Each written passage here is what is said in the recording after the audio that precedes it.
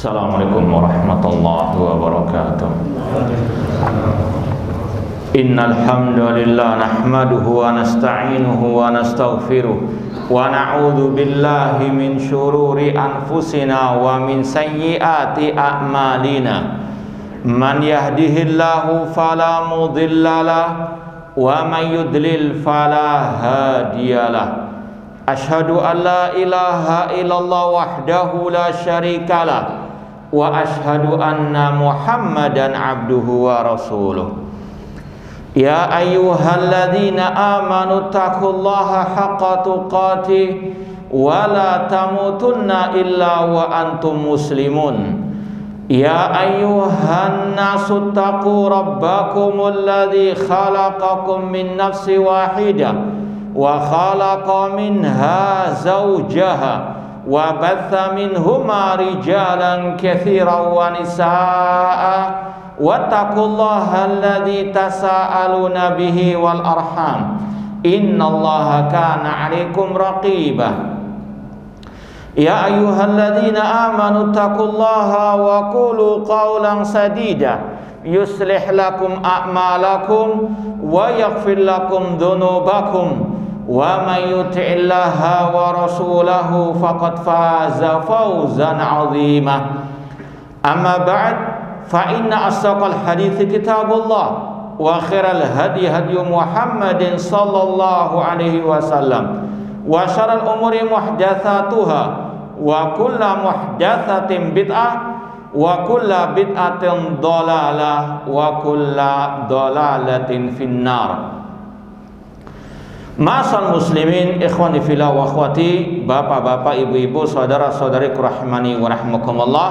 Alhamdulillah, segala puji bagi Allah Subhanahu wa taala yang mempertemukan kita kembali dalam kajian kitab Al-Ibana As-Sughra oleh Al-Imam Ibnu Battah Al-Ukbari rahimahullahu taala. Langsung saja kita lanjutkan halaman 103 poin ke-18 min sifatillahi al-khabariyati, berkaitan dengan masalah sifat-sifat Allah al-khabariyah. Kita baca ucapan Imam Ibnu Battah Al-Ukbari. Beliau mengatakan summa al-imanu wal qabulu wat tasdiqu bi kulli ma rawatul ulama'u wa naqalahu as-siqatu ahlul athari an Rasulullah sallallahu alaihi wasallam wa talaqqiha bil qabuli.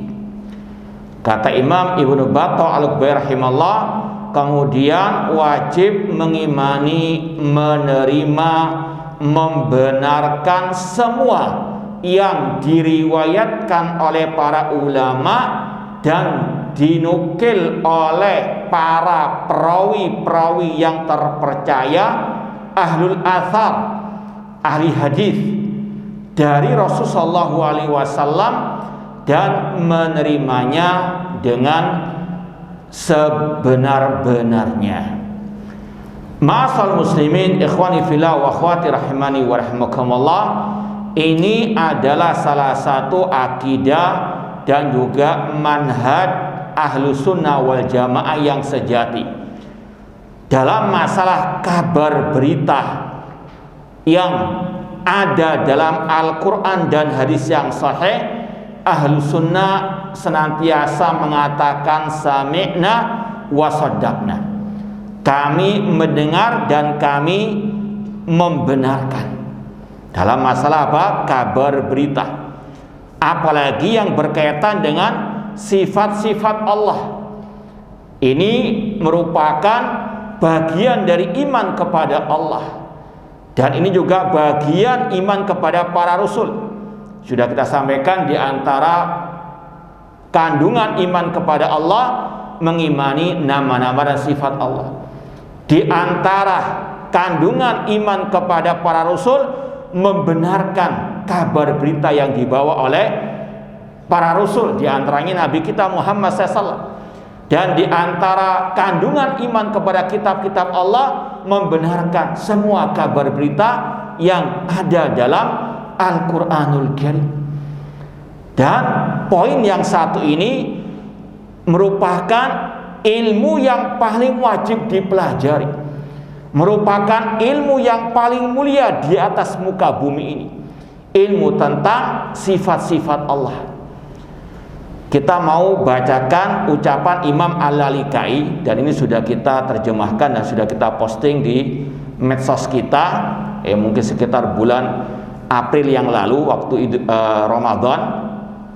Ada makalah singkat judulnya bagaimana mentauhidkan nama-nama dan sifat-sifat Allah. Ini kita rangkum dari ucapan ulama-ulama Ahlus Sunnah yang terdahulu.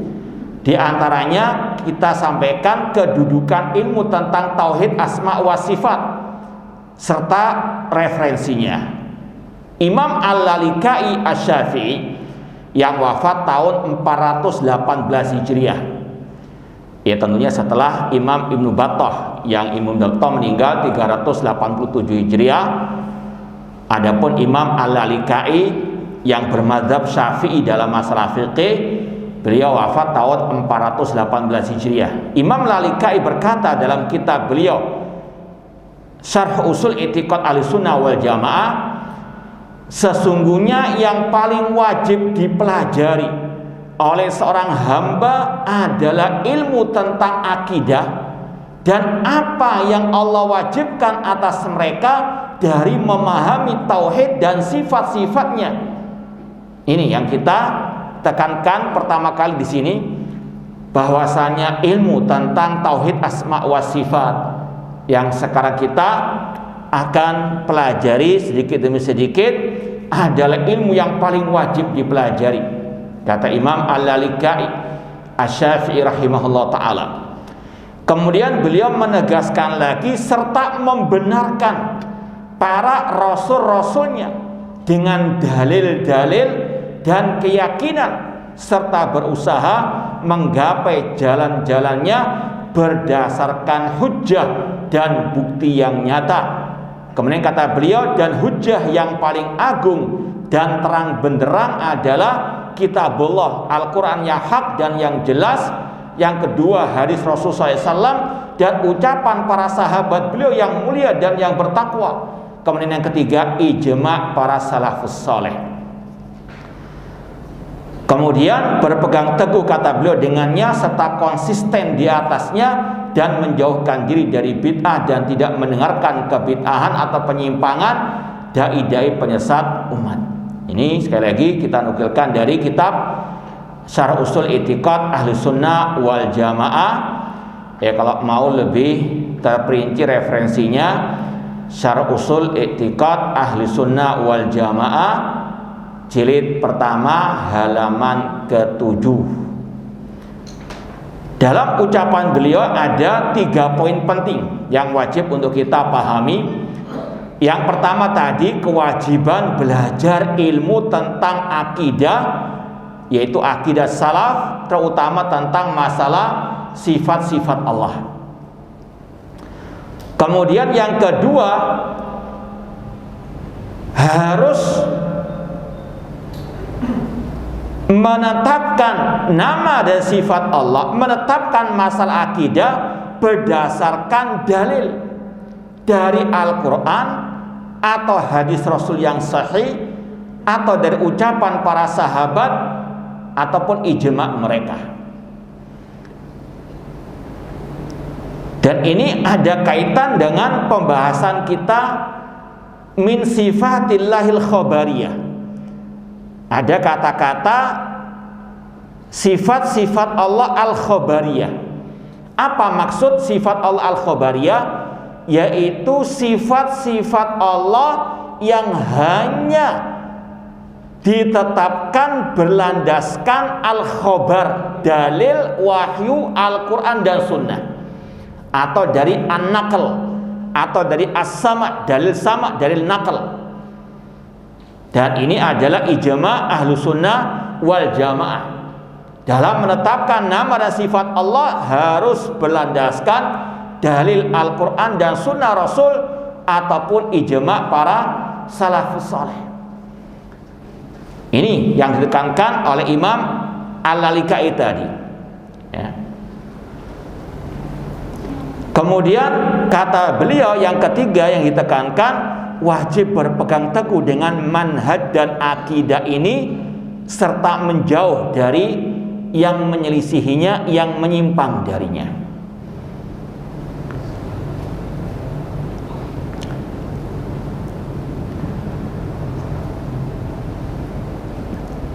Ma'asal muslimin, ikhwani fillah wa akhwati rahimani wa rahimakumullah. Dalam pembahasan tauhid asma wa sifat, sekali lagi ini kata Imam Ibnu Battah Al-Ukbari hanya berlandaskan dalil-dalil dari riwayat-riwayat yang sahihah yang diriwayatkan oleh para ulama ahli hadis dari Rasulullah SAW.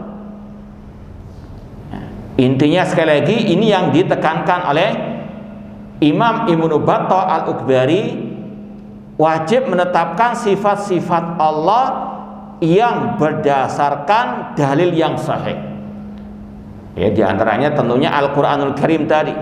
Kemudian hadis-hadis Rasulullah SAW yang sahih, yang diriwayatkan oleh para rawi-rawi atau perawi-perawi yang terpercaya. Para ulama tidak membedakan antara itu hadis mutawatir atau hadis ahad dalam masalah akidah seperti ini. Ini salah satu bedanya ahlu sunnah wal jamaah yang sejati dengan yang imitasi atau ahli bidah.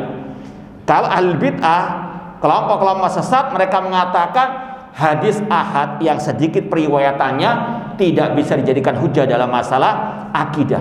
Ini ucapan yang batil. Tidak ada ulama-ulama akidah ketika menyampaikan masalah wajibnya menerima akidah dari hadis, harus syaratnya hadis yang mutawatir, banyak periwayatannya. Ya, dan sudah sering kita sampaikan, ini jelas-jelas menyelisihi ajaran Rasul Shallallahu Alaihi Wasallam. Rasul mengutus para sahabat seorang-seorang untuk mendakwahkan akidah. Alias sekali lagi, kalau satu orang perawi tidak bisa diterima dalam masalah akidah, berarti Rasul apa? Keliru. Naudzubillahi min dzalik.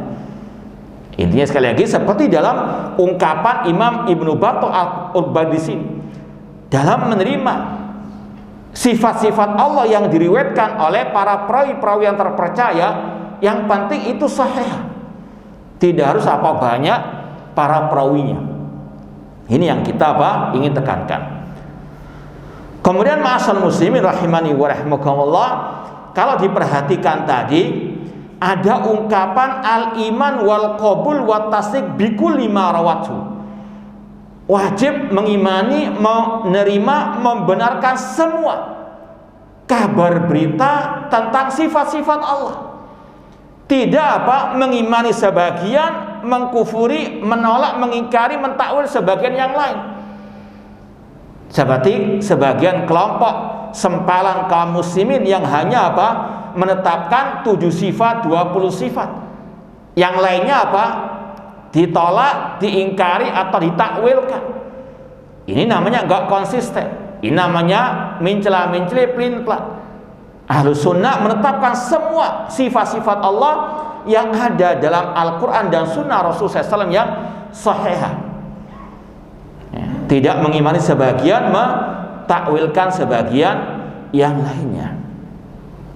Ini sekali lagi yang ada dalam ungkapan para ulama ahlu sunnah wal jamaah. Dan ya, kalau mau silakan lihat lagi nukilan-nukilan kita dari ulama-ulama ahlu sunnah wal jamaah tentang masalah sifat-sifat Allah yang ditetapkan oleh ahlu sunnah wal jamaah. Mereka konsisten, tidak mengimani sebagian sifat, menolak atau mentakwilkan sebagian sifat yang lainnya. Kemudian kata Imam Ibnu Battah Al-Ukbari rahimahullah, wala turaddu bil ma'arid. Tidak boleh sifat-sifat Allah itu ditakwil-takwilkan dengan takwil yang batil. Al-ma'arid, kata Syekh Abdul Aziz Ar-Rajihi dalam syarahnya, al-ma'arid artinya at-ta'wilat al-batilah.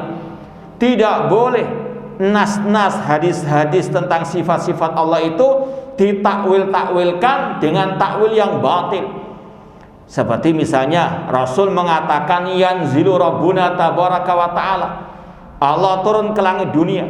Kata para ulama, ini hadisnya mutawatir, banyak sekali periwayatannya.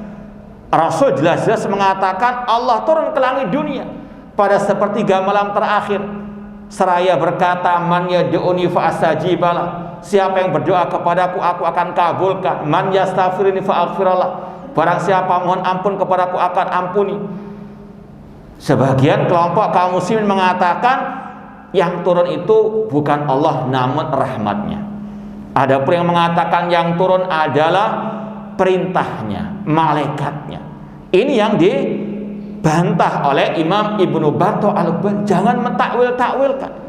Rasul dengan tegas, lugas, jelas mengatakan yang turun adalah Allah Rabb kita, yanzilu rabbuna. Ya. Kemudian dalam redaksi hadis itu pun Rasul mengatakan Allah berfirman, man yad'uni, siapa yang berdoa kepadaku. Apakah yang mengatakan ini rahmat Allah, malaikat Allah, perintah Allah? Tidak. Yang mengatakan ini adalah Allah Subhanahu wa ta'ala. Ya.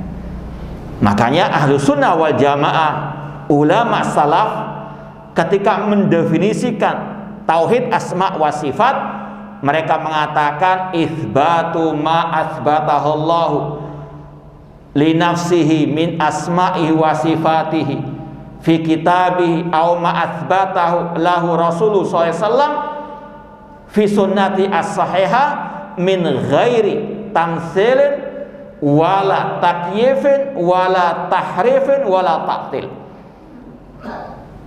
Tauhid asma wa sifat adalah menetapkan apa yang ditetapkan oleh Allah tentang dirinya, nama-nama dan sifatnya dalam kitabnya, atau yang ditetapkan oleh Rasulnya Sallallahu Alaihi Wasallam dalam hadis-hadis beliau yang sahihah, tanpa diserupakan dengan makhluk, tanpa dibayang-bayangkan, tanpa diselewengkan maknanya, dan tanpa dinafikan. Ini kaidah dan akidah ahli sunnah tentang tauhid asma wa sifat. Dan itu sekali lagi diambil dari ucapan ulama salaf ahli sunnah. Seperti yang kita telah terjemahkan dalam makalah tadi, itu adalah definisi yang diambil dari ucapan dan ungkapan para ulama-ulama ahlu sunnah wal jamaah sejak dahulu, dari diantaranya ucapan Imam Ahmad, Imam Asy-Syafi'i, demikian pula Imam Al-Muzani, Imam Ibnu Khuzaimah, dan seterusnya. Ini semuanya adalah silsilah, mata rantai yang tidak akan terputus sampai hari kiamat. Akidah Ahlussunnah wal Jamaah hanya sekali lagi meneruskan yang sudah ada dari zaman Rasul, para sahabat, tabi'in, dan seterusnya sampai hari kiamat. Ahlussunnah tidak mengada-ada. Ya. Sekali lagi kata beliau, wala turaddu bil ma'arid, tidak boleh sifat-sifat Allah atau hadis-hadis tentang sifat Allah ditakwilkan dengan takwil yang batil. Ya, ini adalah kebiasaannya ahlu Alkitab, yuharrifuna al-kalima an mawadhi'i. Mereka ahlul kitab suka mentahrif, menyelewengkan makna ayat-ayat Allah dari makna yang sebenarnya.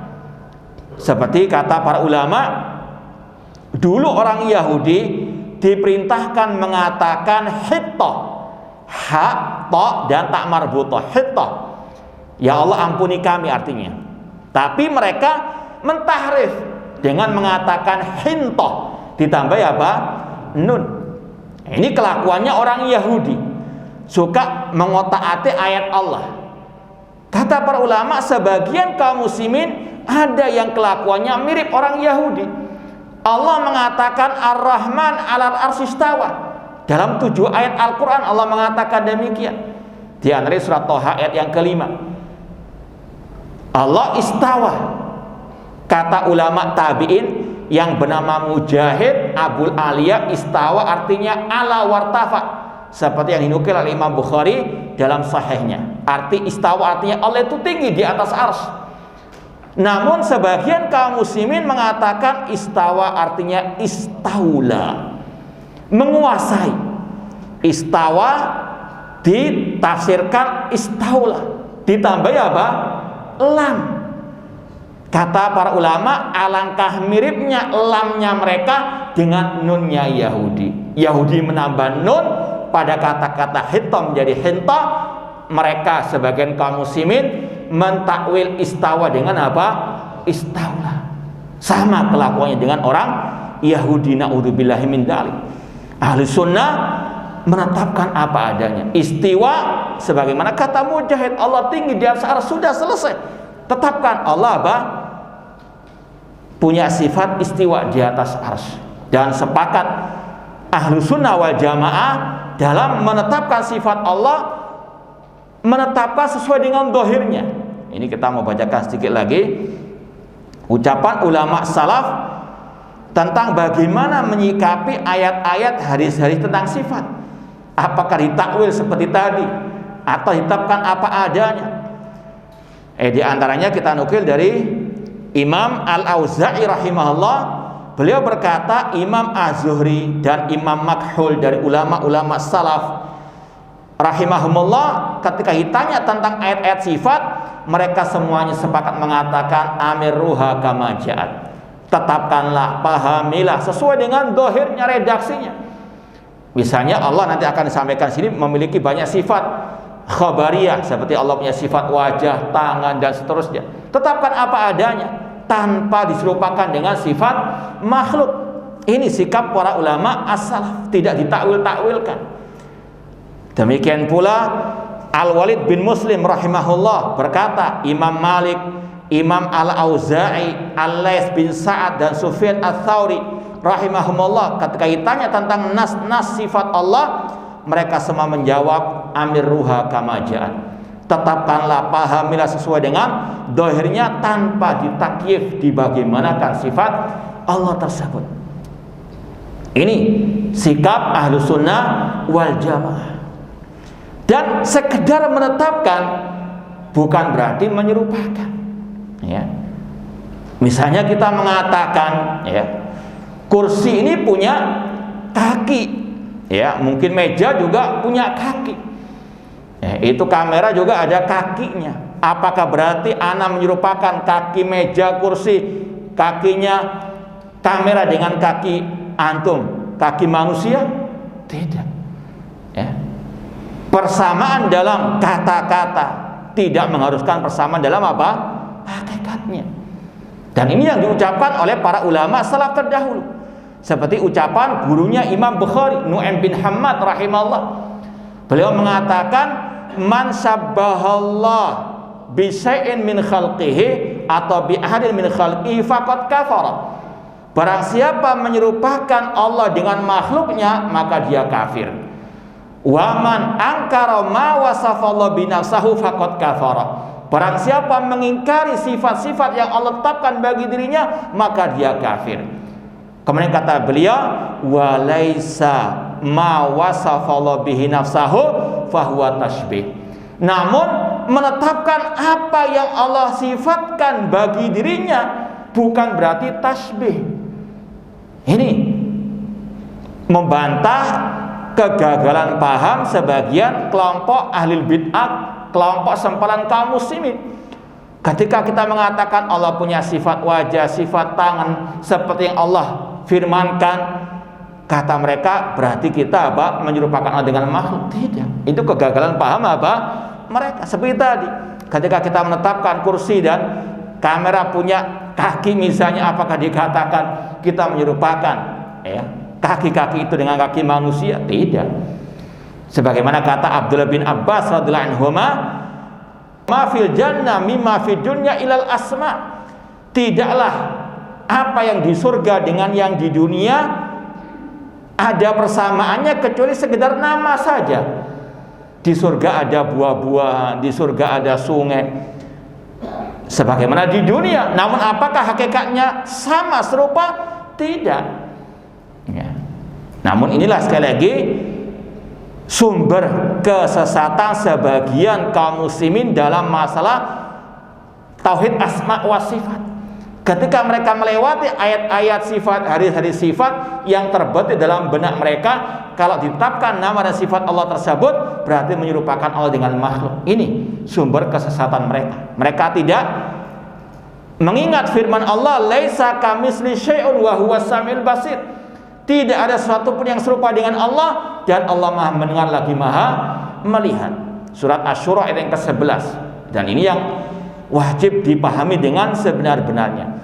Allah mengatakan laisa kamitsli syai'un, tidak ada sesuatu yang serupa dengan Allah. Ini Allah mensucikan dirinya dari penyerupaan terhadap makhluk. Namun Allah menetapkan dia punya nama, punya sifat, dan dia Maha mendengar lagi Maha melihat. Artinya harus menggabungkan dua hal ini, menetapkan nama dan sifat Allah sekaligus mensucikan Allah, mensucikan nama dan sifatnya dari menyerupai apa? Sifat makhluk. Jangan diambil sepotong. Al-bid'ah mengatakan Allah nggak punya sifat, wajar dan sebagainya, karena Allah mengatakan laisa kamitsli syai'. Padahal ayat itu ada lanjutannya, wa huwas samiul basir. Iya betul, Allah tidak ada yang serupa dengan sesuatu apapun, namun dia menetapkan dirinya punya nama, punya sifat, yaitu apa? As-sama' wal basar. Punya sifat pendengaran, punya sifat apa? Penglihatan. Apakah berarti Allah menyamakan dirinya dengan makhluk yang juga punya nama, punya pendengaran dan penglihatan? Tidak. Sebagaimana kata Imam Abu Hanifah rahimahullah, ya'lamu laka ilmina. Allah punya ilmu, namun nggak sama dengan ilmu kita. Yaqdiru laka qudratihi. Allah punya kekuasaan, kekuatan, namun tidak sama dengan kekuasaan, kekuatan kita. Yara laka ru'yatina. Allah melihat, namun nggak sama dengan penglihatan kita. Beliau mengatakan wasifatu kulluha khilafu sifatil makhlukin. Semua sifat Allah itu berbeda hakikatnya dengan sifat makhluk. Namanya sama. Allah punya kehidupan, kita punya apa? Kehidupan. Apakah ketika kita mengatakan Allah punya kehidupan berarti Allah sama dengan kehidupan kita? Tidak. Yang melazimkan seperti itu, ini kegagalan paham dia, atau otaknya sudah terkena virus tasbih. Naudzubillahi min dzalik.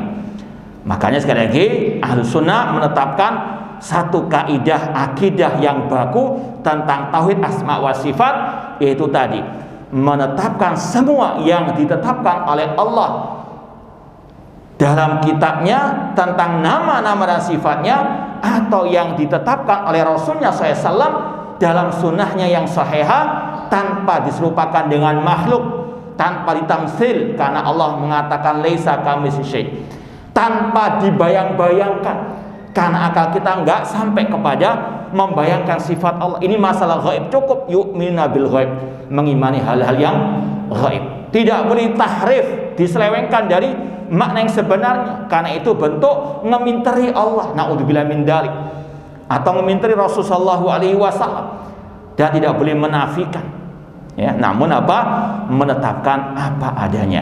Itu kaidah dan akidah Ahlus Sunnah wal Jamaah tentang nama-nama dan sifat-sifat Allah Subhanahu wa taala. Kemudian kata Al-Imam Ibnu Battah Al-Ubaid rahimahullah, wala yuqalu lima. Ini dalam masalah perbuatan Allah, dalam masalah takdir Allah, tidak boleh ditanyakan kenapa, mengapa Allah menimpakan musibah corona ini. La yus'alu amma yaf'alu wa hum yus'alun. Allah tidak boleh ditanya kenapa Allah berbuat demikian, namun manusia yang akan ditanya oleh Allah Subhanahu wa taala.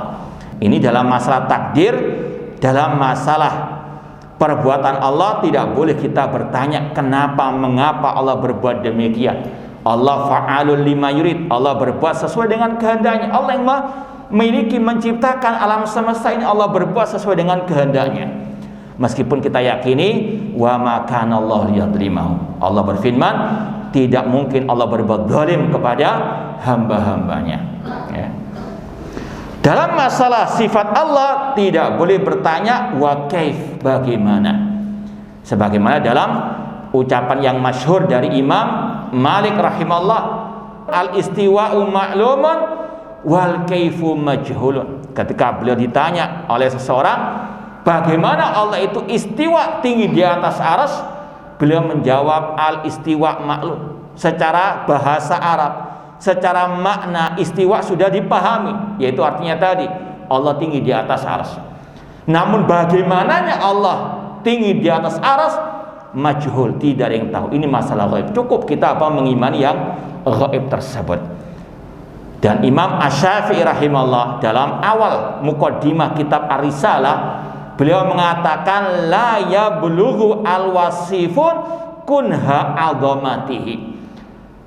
Tidak akan mungkin orang yang mensifati Allah sampai kepada bagaimananya sifat Allah tersebut. Akal kita terbatas. Al-Quran dan Sunnah hanya mengabarkan Allah punya sifat ini dan itu tanpa mengabarkan bagaimananya.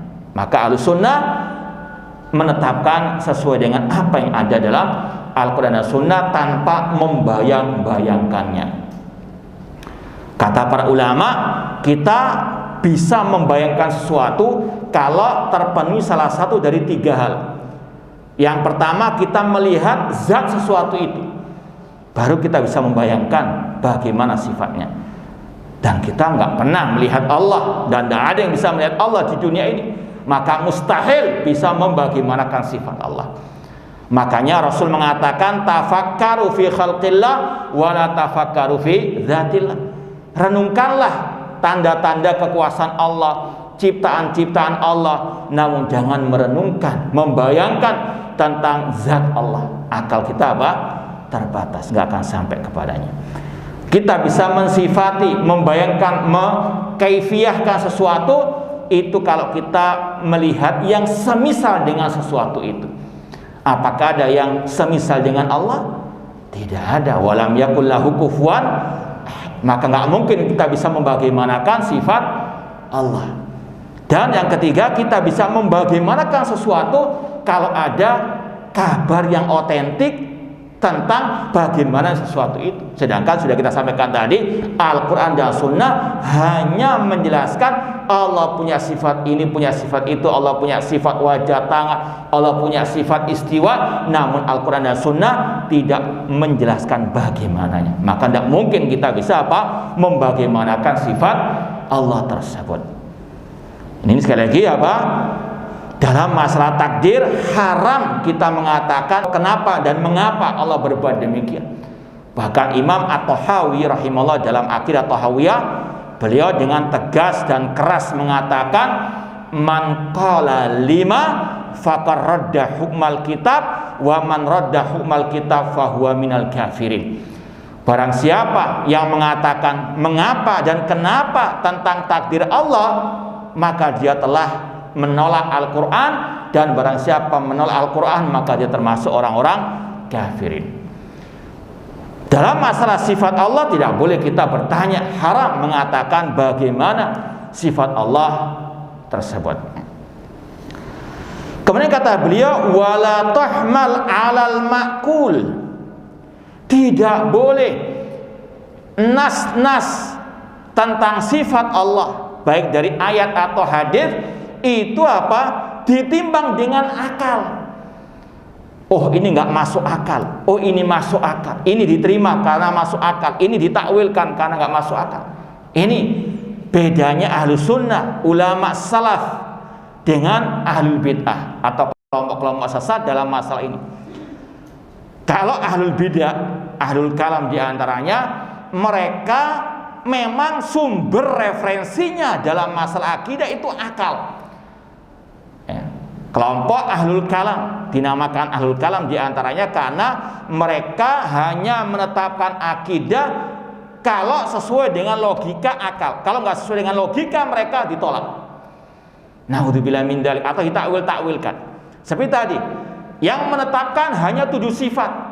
Sifat al-haya kehidupan, sifat iradah kehendak, sifat al-qudrah kekuasaan, sifat as-sama pendengaran, sifat al-basar penglihatan, sifat al-ilmu, sifat al-kalam.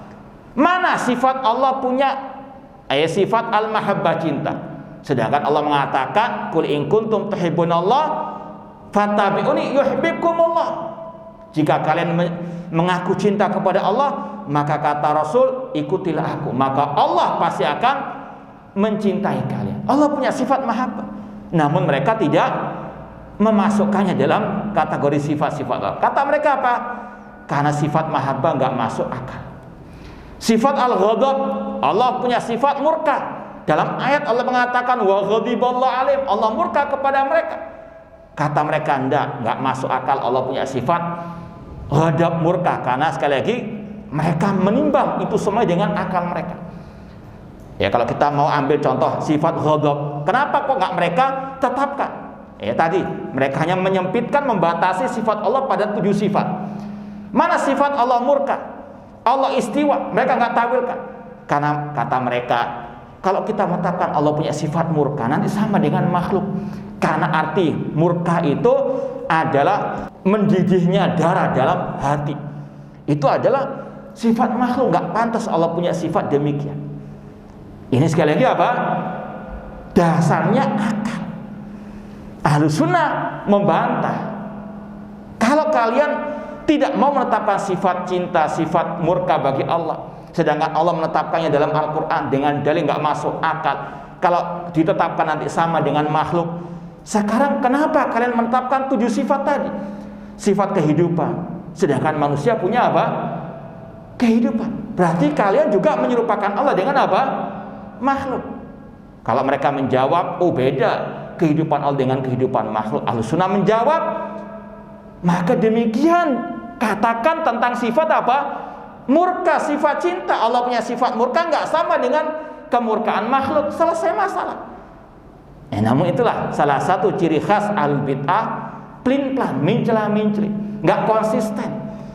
Ahlus Sunnah menetapkan semua sifat yang Allah tetapkan bagi dirinya dalam Al-Quran dan Sunnah. Kalau mereka nggak menetapkan sebagian, menolak sebagian yang lain, mincela-minceli. Kita katakan lagi, kalian menetapkan Allah punya sifat ilmu, kita bukan punya ilmu. Kata mereka, ya beda ilmunya Allah dengan ilmunya makhluk. Demikian pula Allah punya sifat murka nggak sama dengan murkanya apa? Makhluk. Selesai masalah. Tetapkan semuanya atau tolak semuanya, itu baru gentle, konsisten. Jangan apa? Setengah-setengah. Sebagaimana kata Allah tentang orang-orang kafirin, ya mereka apa?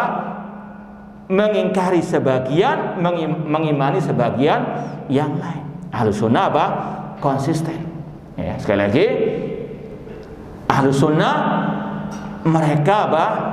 Dalam masalah akidah, terutama tauhid asma wa sifat, dalilnya yang utama dan pertama tadi seperti kata Imam Al-Lalikai, Al-Quran dan Sunnah yang sahihah ataupun ijma' salafus saleh para sahabat Rasulullah SAW.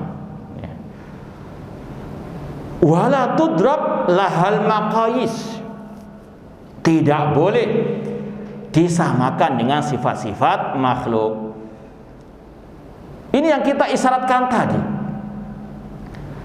Ulama Ahlus Sunnah wal Jamaah yang ada sekarang ini, yang kontemporer lah istilahnya, seperti Syekh Abdul Aziz bin Baz, Syekh Muhammad bin Shalih Al-Utsaimin, Syekh Albani dan ulama-ulama Ahlus Sunnah yang lainnya, ketika mendefinisikan tauhid asma wa sifat yang kita sampaikan tadi, itu sumbernya ya hanya menukil dari ucapan ulama-ulama salaf. Seperti di sini, kalau antum perhatikan ucapan Imam Ibnu Battah Al-Bari di sini, beliau mengatakan wajib mengimani semua nas-nas yang berkaitan dengan sifat Allah. Tapi harus dijauhi yang pertama takwil, wala turaddu bil ma'arid. Tidak boleh mentakwilkan. Ya. Tidak boleh membagaimanakan taklif. Tidak boleh apa? Mentakwilkan dengan akal pikir, ditimbang dengan akal pikir. Kemudian tidak boleh dia apa? Disamakan dengan makhluk. Paham? Jadi inilah definisi atau kaidah dan akidah Ahlussunnah tentang tauhid asma wa sifat. Paham? Nah, jadi tetapkan apa adanya, tapi harus menjauhi 4 hal ini. Tidak boleh menyamakan sifat Allah dengan makhluk, tidak boleh membayangkannya, tidak boleh apa? Mentakwilkannya, dan tidak boleh apa? Menafikannya. Kemudian ditambahkan di sini juga wala yu'malu lahat at-tafasir illa ma fassarahu Rasul sallallahu alaihi wasallam aw rajulun min ulama'il ummah mimman qauluhu syifa'un wa hujjah. Tidak boleh mentafsirkan dengan tafsir-tafsir yang batil tentang nas-nas ayat dan hadis-hadis tentang sifat tadi, kecuali yang ditafsirkan oleh Rasulullah SAW atau yang ditafsirkan oleh orang-orang yang memang dinyatakan sebagai ulama umat ini, yang ucapannya itu sebagai obat, sebagai hujjah, yaitu tadi ijma ulama as-salaf, ijma para sahabat Rasulullah SAW. Namun kalau kita perhatikan di akhir-akhir ini luar biasa, orang-orang yang asal tafsir ayat-ayat Al-Quran, ya. Ini sekali lagi memotivasi kita atau menjadi cambuk bagi kita untuk lebih banyak belajar akidah salaf, ya. Di luar sana, apalagi dengan dunia medsos sekarang ini, syubhat, naudzubillah min dzalik, dai-dai yang menyesatkan umat luar biasa, bergentayangan di mana-mana. Ya, asbun kalau mentafsirkan al-Islam. Ya, seperti yang mungkin ada yang mendengar ada tafsir apa, Islam itu bukan sempurna, yang sempurna itu tugas Nabi sudah sempurna. Naudzubillah min dzalik. Padahal ayatnya jelas, al-yauma akmaltu lakum dinakum. Ini orang-orang yang apa? Ya, trouble otaknya, akalnya. Jelas-jelas ayat mengatakan al-yauma akmaltu lakum dinakum. Pada hari ini telah aku sempurnakan ya agama Islam bagi kalian. Kok kata orang itu maksud sempurna itu tugas Nabi sudah sempurna? Naudzubillah min dzalik. Ya, bahkan dengan mengatakan tidak ada di dunia yang sempurna. Al-Quran apa enggak sempurna? Ini pelecehan kepada Islam meskipun mengaku dai kaum muslimin. Ini sekali lagi apa? Yang orang-orang otaknya apa? Sudah ya perlu ya mungkin diruqyah, ya. Mungkin ada jin dan seterusnya. Ini wala yu'mal lahat tafasir, tidak boleh mentafsirkan terutama ayat-ayat hadis-hadis tentang sifat Allah kecuali dengan tafsirnya Rasul, tafsirnya para sahabat Ar-Rasul sallallahu alaihi wasallam atau para salafus saleh, para tabi'in dan tabi'in. Seperti tadi, istiwa sudah ditafsirkan oleh ulama tabi'in yang bernama Abul Aliya Mujahid, dinukil oleh Imam Bukhari dalam sahihnya, yaitu tadi Allah itu tinggi di atas arsy. Namun banyak yang masih apa? Menolaknya, mengingkarinya. Ditafsirkan dengan tafsir yang sesuai dengan hawa nafsu, ditafsirkan dengan menguasai dan sebagainya. Kalau kita kejar, kita bantah ya orang yang mentafsirkan istiwa dengan istilah. Mereka alasannya kalau kita mengatakan Allah tinggi di atas arsy, berarti kita menyamakan Allah dengan apa? Makhluk. Ya, seperti lampu ini di atas manusia. Ya. Kita kejar.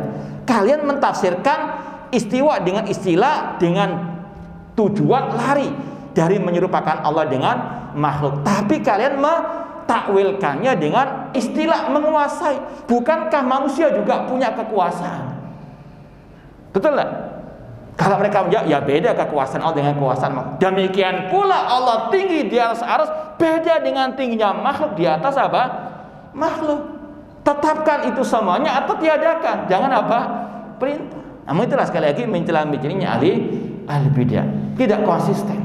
Ya. Maka ini yang ditegaskan terus oleh Ahlus Sunnah wal Jamaah, oleh dakwah salafiyah, menetapkan sifat-sifat Allah dengan tadi tidak boleh menyamakan dengan sifat makhluk, tidak boleh membagaimanakan, tidak boleh mentahrif, menyelewengkan dari makna yang sebenarnya. Ya. Kemudian kata beliau, mislu ahadisis sifat war ru'yah. Insyaallah kita lanjutkan ba'dal adzan. Kalau tidak ada pertanyaan, kita lanjutkan nanti. Nah, ya kita lanjutkan sedikit dari penjelasan kaidah tadi. Kemudian Al-Imam Ibnu Battah Al-Ghair rahimahullah menyebutkan beberapa contoh dari sifat al-khabariyah. Mislu ahadisi sifat, seperti hadis-hadis tentang sifat tidak boleh kita tafsirkan seenak hawa nafsu kita. Tafsirnya kembali kepada qala Allah wa qala Rasul wa qala sahabat, sebagaimana kata Imam Asy-Syafi'i rahimahullah. Imam Syafi'i mengatakan amantu billah wa bima ja'anillah ala muradillah. Kata Imam Syafi'i rahimahullah, aku beriman kepada Allah dan dengan apa yang dikabarkan oleh Allah sesuai dengan kehendak Allah. Wa amantu bi Rasulillah wa bima ja'a Rasulillah ala muradi Rasulillah. Dan aku beriman kepada Rasulullah dan dengan apa yang diajarkan oleh Rasulullah sesuai dengan kehendak yang dipahami oleh Rasulullah sallallahu alaihi wasallam. Ya, seperti hadis-hadis tentang sifat Allah, demikian pula hadis tentang masalah ar-ru'yah, yaitu maksudnya hadis-hadis tentang ru'yah, yaitu tentang orang beriman melihat kepada Allah di surga kelak. Ya, sebagaimana kata Rasul, innakum satarawna rabbakum kama taranal qamara lailatal badri la tudamuna fi ru'yati. Hadisnya mutawatir kata para ulama. Sesungguhnya kalian, kata Rasul, akan melihat Rabb kalian, yaitu di surga, sebagaimana kalian melihat rembulan di kala purnama. Kalian tidak berdesak-desakan. Ini yang wajib ditetapkan apa adanya. Orang beriman akan melihat Allah di surga kelak. Semoga Allah menganugerahkan kepada kita kenikmatan yang satu ini. Ya, hadisnya sekali lagi mutawatir. Wajib ditetapkan apa adanya. Jangan ditakwil-takwilkan. Wa mislu ma ruwiya anna Allah azza wa jalla yad'u samawat ala isba'in wal ardina ala isba'in.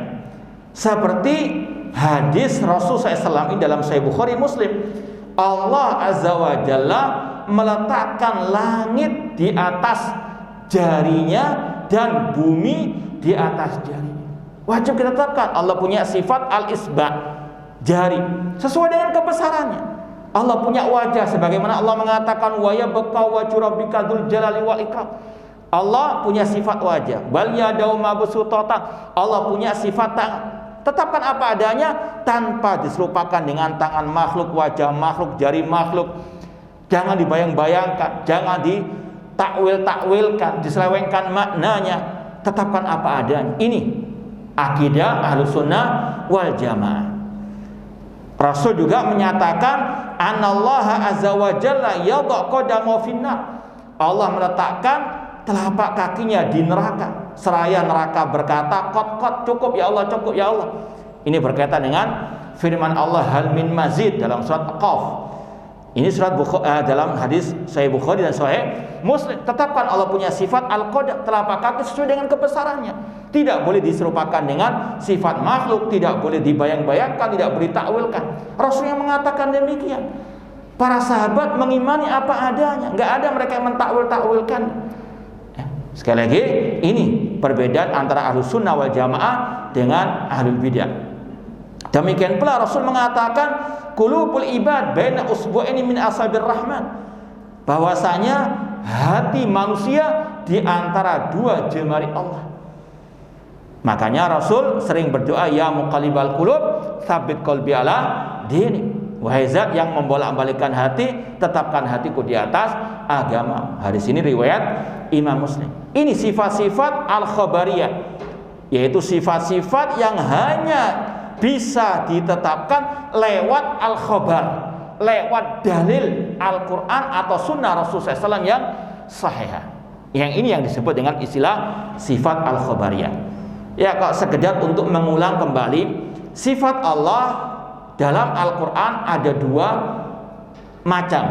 Sifat yang ditetapkan dan sifat yang dinafikan. Ya, sifat yang ditetapkan seperti tadi, sifat istiwa, sifat Allah murka, Allah cinta, kehidupan, ilmu dan sebagainya. Ini sifat yang Allah tetapkan. Kemudian ada sifat yang Allah tiadakan, yang Allah nafikan, seperti Allah berfirman, la ta'khudhu sinatu wala naum. Allah tidak ditimpa rasa ngantuk ataupun apa? Tidur. Ditiadakan dari Allah sifat itu, seraya ditetapkan kesempurnaan lawannya. Allah maha sempurna kehidupannya. Allah tidak pernah berbuat zalim, wa ma ana bidzallamil abid. Ini sifat-sifat yang Allah tiadakan dari dirinya. Kemudian sifat yang ditetapkan tadi dibagi lagi oleh para ulama menjadi dua, atau ada yang mengatakan tiga. Sifat dzatiyah, yaitu sifat yang melekat pada diri Allah, tidak terlepas dari Allah sedikit pun, sebentar pun, sekejap pun. Ya, seperti sifat Allah punya ilmu, Allah punya sifat pendengaran, penglihatan, Tidak mungkin itu terlepas dari sifat Allah. Ini namanya sifat dzatiyah. Ada pula sifat fi'liyah, sifat yang berkaitan dengan kehendak Allah. Kapan Allah berkehendak akan tersifati dengannya, dan kapan tidak berkehendak tidak tersifati dengannya. Seperti Allah punya sifat murka.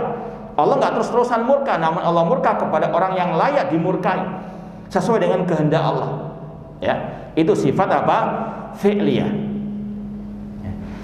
Kemudian dari sifat dzatiyah, sifat fi'liyah itu ada yang dinamakan sifat khabariyah, atau kalau dikatakan para ulama sifat dzatiyah al-khabariyah.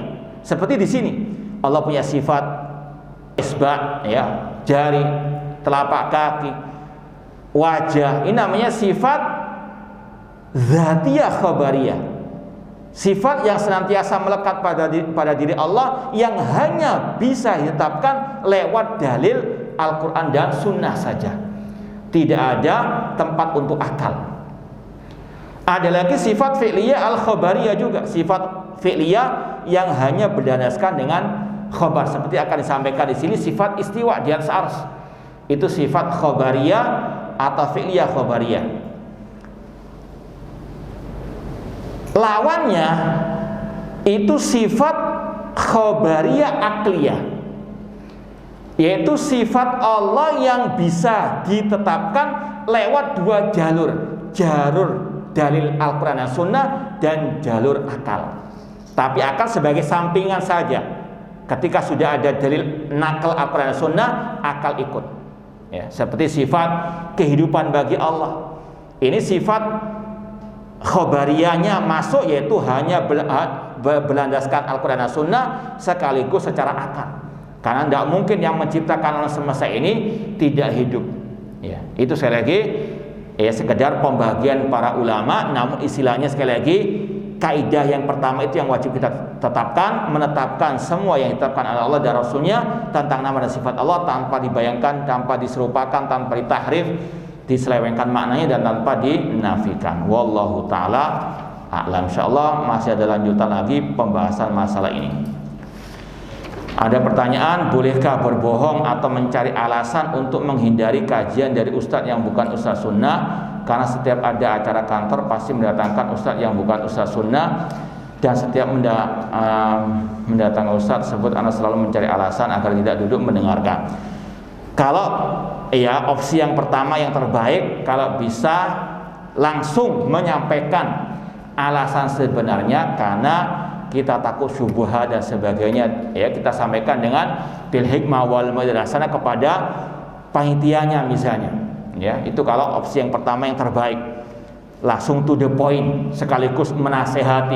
Apalagi kalau antum bisa menggantikannya dengan ustadz yang di atas akidah salaf, itu luar biasa. Namun opsi yang kedua, kalau yang pertama tidak bisa, ya cari alasan yang nggak sampai berbohong, ya. Ya, antum yang lebih tahu sendiri bahasa-bahasa, cari alasan tersebut. Ya, namun yang pertama itu yang terbaik, karena sekali lagi sampai kapan antum bisa cari alasan-alasan itu? Ya, wallahu taala alam. Ya, terakhir, sampai manakah batasan kita berbakti kepada orang tua? Sampai akhir hayat kita, selama itu dalam hal yang tidak bermaksiat kepada Allah Subhanahu wa taala. Wallahu ta'ala aqul qouli hada wa akhiru da'wana anil hamdulillahi rabbil alamin. Wassalamualaikum warahmatullahi wabarakatuh.